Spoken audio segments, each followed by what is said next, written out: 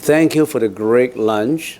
May I ask, why is there a piano in the meditation room? Thank you. Because we're waiting you to play it. Waiting for you to play it.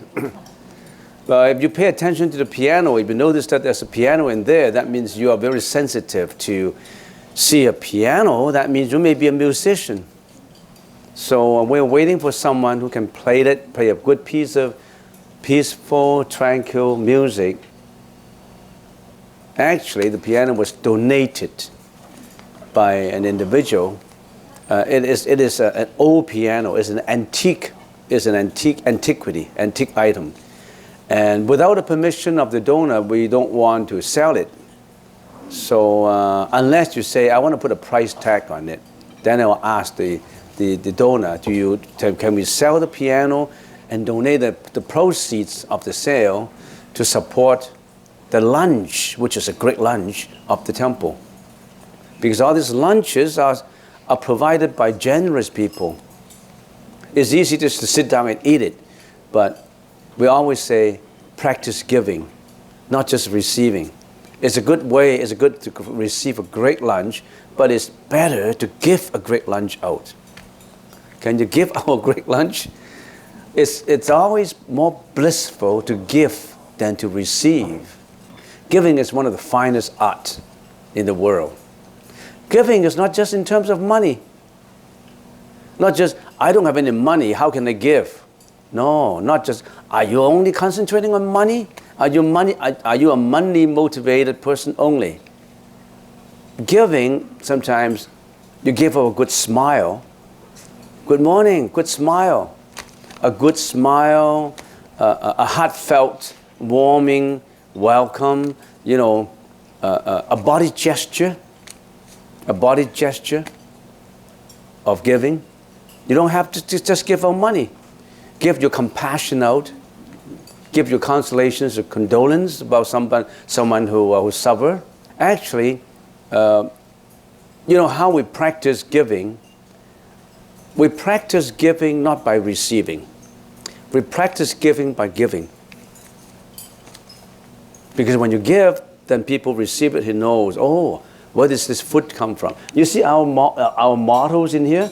We have a 5 contemplations on the wall. Well, yeah, you remind me of something. Maybe we should translate it into English. 济公多少量比来处. 济公多少量比来处. The first contemplation. Consider your own merits. And consider where the food comes from. Do I deserve the food? If I'm a monk, if I'm a nun, am I practicing the sainthood way? Should I eat this lunch? I can't eat people's lunch without asking. I don't want to receive anything people give me. But 济公多少, I have to consider where did the food come from? How was it prepared? It must come from someone who is generous. It must come from someone who cooked it, who bought the food, who prepared the food, who makes sure that it's a great lunch. I must consider that. I don't just sit down and eat it and accept it and feel great about it, but I want to know who is so generous in giving a lunch. That's the first contemplation. Where did it come from? Where did the lunch come from? And then second, 全己德行, 全确应供. Considering my own conduct, considering my own practice, am I deserve this giving to me? What have I done to deserve this lunch? I don't want just to accept any generosity from anybody. If I have just done a good meditation, maybe I deserve it, even though it is free. Because people who donated this lunch generously wanted someone who practiced meditation and get onto enlightenment. So if I was meditating and I have wandering thought, I was just dreaming, my thoughts are so desultory that I wasn't concentrating, maybe I don't deserve this lunch because I haven't been practicing. So that's how a monk thinks when they eat. That's why when we're eating, we have to keep silent. We are contemplating at the same time. Being a monk, am I deserve this food given to me. 防心离过贪等为宗. I have to watch my mind. I have to be mindful.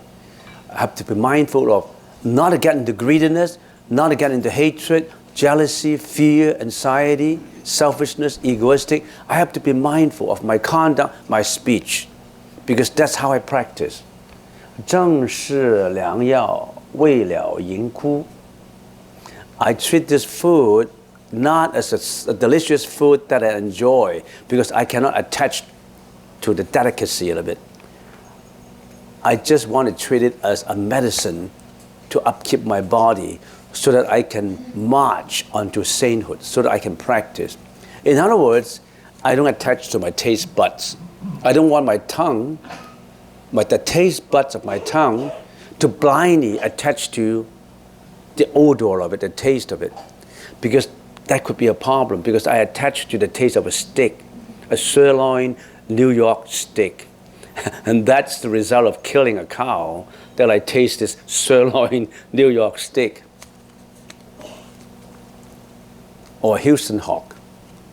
You know, that's what they talk about. So I don't want my taste buds to attach blindly and habitually to the flesh of animals.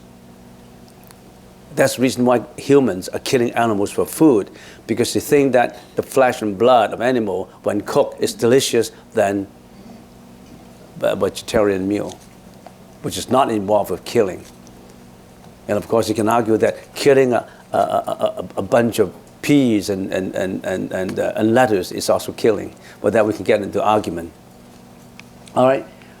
未成道业，应受此食.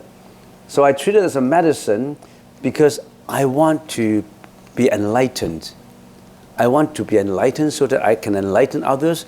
That's the reason why I want to accept this food given to me. So during eating, they have to do the 5 contemplations, not just eating, eating, eating. Imagine if in every family, when a kid is eating, when Jeanette, when John, Bill, when they're eating, they think about, where did the food come from? Mom, they come from a farmer. The farmer grow the food, and then mom cook it. It's not easy. They involve a lot of work in it. I shouldn't just squander all the food away. I shouldn't just, I should really treasure what I eat, because mom prepared it, the farmers grow it, and I must value it. And also, am I deserve it? Did I study right? Did I get good results in school? Did I deserve what I'm eating? If in a family, every family is doing a contemplation, that would be a family that is so on the track, so responsible, so merciful, so compassionate. Because you're always thinking of, am I deserving all this? Other than just, Mom, you're always cooking the same food, I hate it. That's what usually kids say. All right, so that's enough of this question. Next question. Does having Buddha statues lead to an attachment?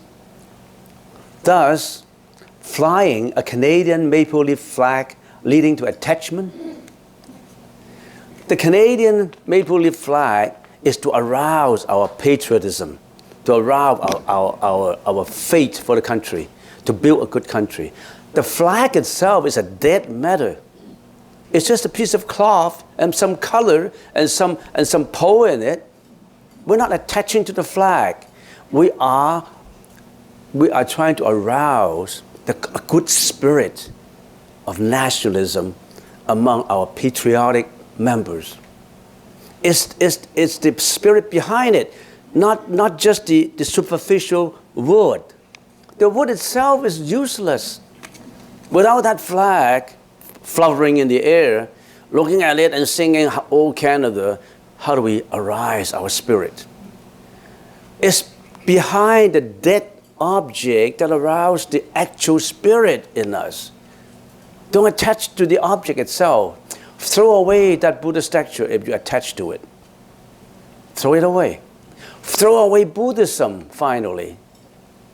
Okay, if you want to get from this shore of confusion to that shore of enlightenment, say, I'm in confusion now, I'm all confused, I have sufferings. I want to go to that shore of non-suffering. What do I need to go through that ocean of mental defilements to get that shore? I need a ship, right?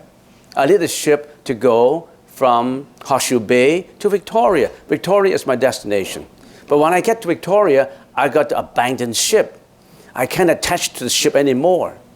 If I attach to the ship, I can never step my foot ashore. A Buddhist statue is just like that ship that leads you to enlightenment. Don't attach to the wood. Don't attach to the ship. You want to go to Victoria, this Parliament building, you want to have good lunch at the Empress Hotel, you got to leave the boat. Don't attach to the boat. But you need the boat, though. If you don't have the boat, how can you get to Victoria? You need it, but you abandon it. You need it, but you let go of it. It's two things. Don't blindly criticize someone. You're attaching to this, you're attaching to that. He used that just as a weapon. And when he used that as a destination goal. When that goal is reached, you abandon what you attach to. That's just a means to get into the end. That's not the end itself. That's just a means. Why did Mom decorate the room so nicely on Thanksgiving Day? Mom, don't attach to these flowers. Don't attach to a clean table. Mom said, no, I want to build a warm home so that everybody has homecoming. To build up an atmosphere. Not just the flowers. Not just the table. Not just the cloth. Okay, next. Do monks and nuns get paid at the Buddhist temple? None of your business. Why do you have to care how much you got paid? We got paid much below minimum wage. And then we don't want to get to the government for that.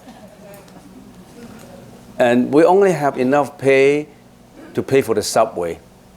Maybe not even the subway.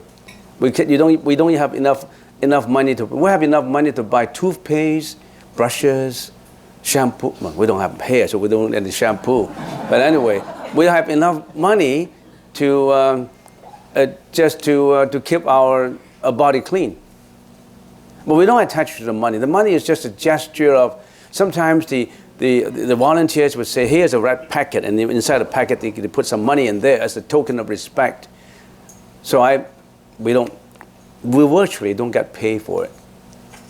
We don't attach to the pay. We don't attach to money. But we don't blame money. We don't think money is guilty. Money is not guilty per se. It's your mind that is guilty, not the money. It's not the money that is filthy. It's the mind that is filthy. As a matter of fact, we have a subsidy. And we call that an honorarium. An honorarium, a subsidy. And that subsidy is very, very low. We want to become a monk or a nun not because of the money. It's because we want to get that spiritual enlightenment that we want to be one, not because of the money. If we want to make money, we should be working outside. Get paid $13 an hour, or 12, or even 25. I am a CPA, I'm a CMA too. I have an MBA. I have my BA. But I don't need those anymore. I graduated from University of Toronto. I was a public accountant. I did quite well as a public accountant. I was a real estate broker too. I involved in many, many other businesses too before. But I quit. I don't want to be involved with them anymore. I want to go into the saintly path. I want to go to that which I always call a spiritual odyssey in my life. Not a Honda Odyssey. I'm driving a Honda Odyssey. A Honda Odyssey only takes you from one place to another, but a spiritual odyssey takes you from this place of confusion and reincarnation to that place of enlightenment and nirvana. Which one you prefer? So we don't need to pay. Next question. In the future, when meat can be genetically created without killing any animal, can we eat the meat? Why are you still attaching to meat? So you are thinking of, okay, you think meat is not that good, you're killing animals. Why don't we create some meat? You always think about meat, meat, meat. I can't get away from meat. Why don't you say, oh, can I stop eating meat? So you want to argue out your inclination to eat meat, that if they can be genetically created. You know, I think in the future, a human being can be genetically created too. You know, and can we eat meat? If you're not involved in killing, you're not. If your satisfaction, if your enjoyment of something does not involve in hurting someone, in killing someone, then I think it's okay. It's not, you're not involved in killing. If meat can be genetically created without killing any animal, can we eat meat? Maybe at that time they don't call it meat anymore. They call it, I don't know what they call it. But you still have to wait though. Why didn't you stop killing now? You don't talk to a cow and the pig said, okay, wait, I'm still killing you, but wait until genetically you can be created, then I can stop eating you. And the pig say, oh, come on, please, don't kill me anymore. Stop eating meat now. Don't wait.